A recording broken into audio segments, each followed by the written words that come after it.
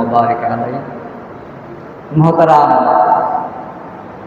আসসাদায়ে কেরাম, সহকর্মীবৃন্দ, প্রিয় ছাত্র ভাইয়েরা, তোমাদের এখানে আমাদের যে উদ্দেশ্য নিয়ে আমরা এখানে বসেছি সে সম্পর্কে ইতিপূর্বে আসসাদায়ে কেরাম আলোচনা করেছেন। বাংলাদেশ সরকারের একটা নির্দেশনা আসছে যে এই জুলাই বিপ্লবের উপরে আলোচনা করা এবং যারা জুলাই বিপ্লবে শাহাদত বরণ করেছেন তাদের জন্য দোয়া করা এবং এই জুলাই বিপ্লবের যে প্রমাণ্য চিত্র এটা প্রদর্শন করা। সাথে সাথে তোমরা জেনেছো যে গতকালকে ঢাকাতে মাইলস্টোন কলেজ এবং তৎসংলগ্ন যে কিন্ডারগার্টেন স্কুল, ওখানে বাংলাদেশ বিমান বাহিনী একটা বিমান ভেঙে পড়েছে, যার কারণে ওখানে ওই স্কুলের সামনে পড়ার কারণে ওই আগুনে প্রায় 13 জন শিশু শাহাদাত বরণ করেছেন। আরও অনেকে আহত, তাদের জন্য দোয়ার জন্য সরকারের থেকে নির্দেশনা আসছে। এই জন্য আমরা তোমাদেরকে আজকের এই জুলাই বিপ্লবে আলোচনা এবং সেই শহীদদের জন্য দোয়া, এই উদ্দেশ্যে আমরা বসেছি। সাথে সাথে যেহেতু আগামী দিন আমাদের মাদ্রাসা আর ক্লাস পরীক্ষা শেষ হবে এবং পরের দিন থেকে ক্লাস শুরু হবে, এ ব্যাপারে তোমাদের একটা নির্দেশনা দেওয়ার জন্য আগের থেকেই আমাদের আজকে বসার একটা কথা ছিল। সুতরাং কয়েকটা বিষয়কে আমরা একত্রিত করে তোমাদেরকে বসাইছি। তো যেই হোক, ইতিপূর্বে এই যে জুলাই শাহাদাত সম্পর্কে, জুলাই ঘটনা সম্পর্কে আলোচনা করা হয়েছে, আর ইতিপূর্বে ছাত্রদের উদ্যোগে জুলাই ঘটনার উপরে প্রমাণ্য চিত্র প্রদর্শন করা হয়েছে। এটাও একটা নির্দেশনের একটা অংশ ছিল যে আলহামদুলিল্লাহ সেটা হয়ে গেছে, আর ভবিষ্যতে এ ধরনের আলোচনাগুলি দরকারও আছে। আমরা জুলাই বিপ্লবে বিশেষ করে উলামায়ে কেরামদের যে অংশগ্রহণ, বিশেষ করে আমাদের ইসলামী আন্দোলনের পক্ষ থেকে এবং আমাদের পীর সাহেব হুজুরের যে ভূমিকা, আমাদের মুফতি সাহেব হুজুরের শাইখে চরমনার যে ভূমিকা, যেটা বাংলাদেশের অন্য কোনো রাজনীতিবিদদের সরাসরি ভূমিকা দেখা যায়।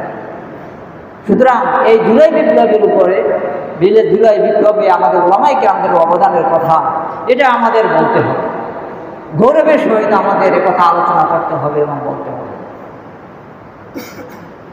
আমরা জানি যে জুলাই বিপ্লব কেন হয়েছে। সেই দীর্ঘ 15 বছরের সেই স্বৈরাচার হাসিনার যে শাসনামল, বিশেষ করে ভারতের তাবেদার মুশরিকদের তাবেদার যে শাসন ব্যবস্থা, এই শাসন ব্যবস্থায় শৃঙ্খলা থেকে মুক্ত হওয়া আমাদের ইমানের দাবি ছিল।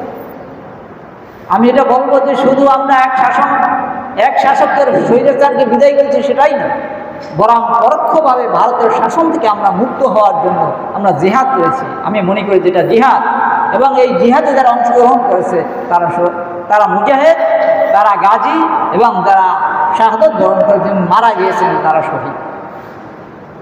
এক একজনে এক এক লক্ষ্য উদ্দেশ্য থাকতে পারে, কিন্তু উলামায়ে কেরাম, মাদ্রাসা তালেবুল ইলম যারা এই সকল যুদ্ধে অংশগ্রহণ করেছেন, তারা কিন্তু মূলত এই ভারতীয় অধিপত্যবাদ থেকে এবং এই মুশরিকবাদ থেকে, এই জালেমের জুলমাত থেকে রক্ষা পাওয়ার জন্যই কিন্তু তারা এই সংগ্রাম করেছে, জিহাদ করেছে। সুতরাং এ কথা আমাদের প্রতি বছর এবং সারা জীবন এ কথা আমাদের বলতে হবে।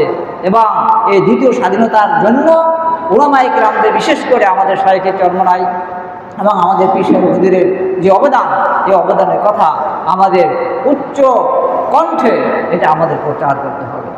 তাই যেই হোক, আমরা জানি যে জুলাই বিপ্লবে অন্যান্য সকল বিভিন্ন দল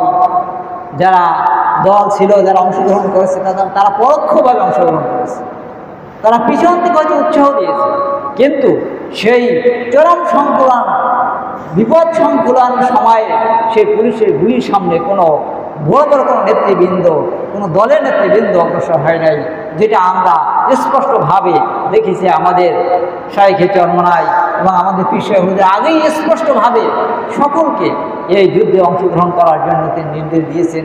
এবং সে 5 জুলাই যখন সবাই নিস্তব্ধ এবং সবাই ভীতিকর অবস্থা, থমথম অবস্থা, কি করবে, সেই সকালবেলা সর্বপ্রথম আমাদের পীর সাহেব হুজুর আমাদের এবং শাইখ চরমাই তিনি তার নেতৃত্বে সর্বপ্রথম তিনি সেই 5ই আগস্ট সর্বপ্রথম তিনি ডাক দিয়ে কারফিউকে উপেক্ষা করে যে ময়দানে নামছেন। এই তার ভূমিকা, এটা যতদিন আমি মনে করি এই বাংলাদেশ থাকবে, বাংলাদেশের ইতিহাস থাকবে, এই মুক্তিযুদ্ধের ইতিহাস, এই দ্বিতীয় মুক্তিযুদ্ধের ইতিহাস যতদিন থাকবে ততদিন তাদের নাম স্বর্ণাক্ষরে লেখা থাকবে। সুতরাং এটা আমাদের বলতে হবে, উল্লেখ করতে হবে এবং আলোচনা করতে হবে। এটা আমাদের মনে করি আমাদের নৈতিক একটা কাজ, নৈতিক দাবি। যেই হোক, সুতরাং আমরা সেই জুলাই বিপ্লবে যারা অংশগ্রহণ করেছেন, যারা আহত হয়েছেন, যারা নিহত হয়েছেন, শাহাদাত বরণ করেছেন, আমরা তাদের জন্য দোয়া করি আল্লাহ তাআলা তাদেরকে প্রকৃত শাহাদাতের মৌত, শাহাদাতের দরজা আল্লাহ তাআলা তাদের দান করুন। আর আমরা যেন সারা জীবন এভাবেই অন্যায়ের বিরুদ্ধে, জুলুমের বিরুদ্ধে, সেই মুশরিকদের তাবেদারের বিরুদ্ধে, আমরা সেই মুশরিকদের অধীনস্থতা থেকে মুক্তি পাওয়ার জন্য এভাবে কাফের মুশরিকদের বিরুদ্ধে আমরা সারা জীবন আমাদের সময় দিয়ে, আমাদের শক্তি দিয়ে, আমাদের অর্থ দিয়ে এবং আমাদের জানমাল দিয়ে আমরা তাদের বিরুদ্ধে লড়াই করতে পারি, সেই তামান্না আমাদের করতে হবে। এবং আমরা সেই কিয়ামতের আগে যেন মাহাদির আমরা সৈনিক হতে পারি, সেই প্রস্তুতি আমাদের গ্রহণ করতে এবং সেই তামান্না নিয়ে আমাদের থাকতে হবে। তার তোমরা অনেকেই জানো, সেই মাসুম বাচ্চা, শিশু বাচ্চারা ওখানে যারা মারা গেছে, নিষ্পাপ অবস্থায় মারা গেছে, এরাও শহীদ। সুতরাং তাদের জন্য আমরা দোয়া করব। দেখো এই স্বৈরাচার সরকার কত বড় স্বৈরাচার ছিল, কত দুর্নীতিবাজ ছিল, বিমান যেটা ভেঙে পড়েছে সেটা প্রায় 20 বছরের আগেই এটা অকেজ হয়ে গেছে, এই যুদ্ধ বিমানটা নাকি।